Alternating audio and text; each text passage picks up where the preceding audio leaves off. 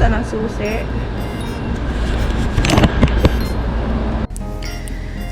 Alam nyo ba, matagal ko nang gusto mag-vlog pero hindi ko siya matuloy-tuloy dahil nga nahihiya ako. Diyos ko, marunong pa pala ako noon.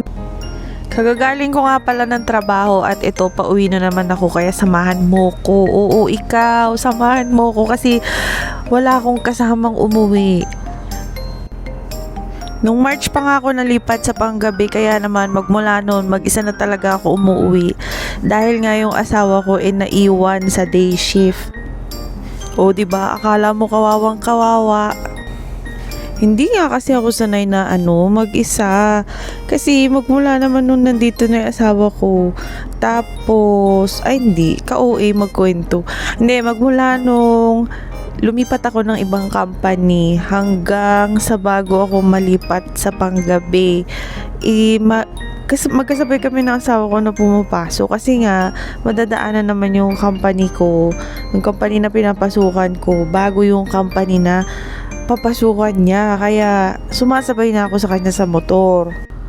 Tapos bigla ako nalipat sa Panggabi, o di nga.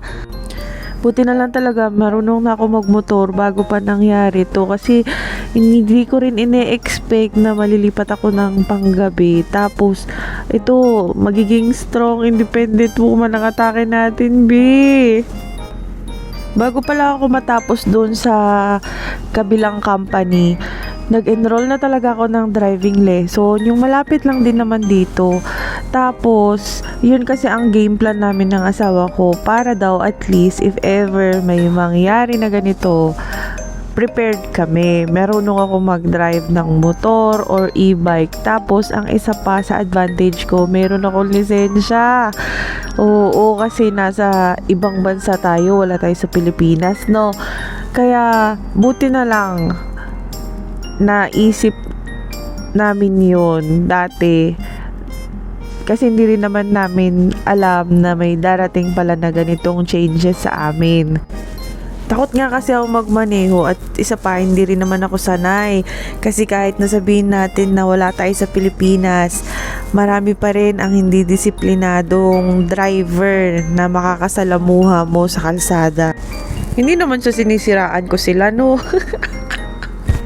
Nagsasabi lang ako ng totoo kasi ngayon ko lang din napagtanto nung nagsosolo na akong magmaneho ng service ko. Pero hindi ako nakamotor, naka-e-bike lang ako. Pero meron pa rin akong lisensya if ever man kailanganin na may kapalitan ng asawa ko sa pagmamaneho ng motor. O baka sabihin nyo, kukunti ang sasakyan sa lugar na to, ha?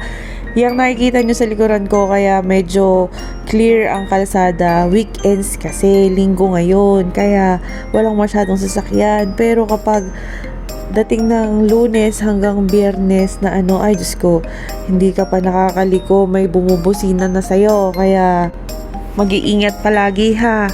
O siya, nakauwi na ako. Hanggang dito na lang. Bye!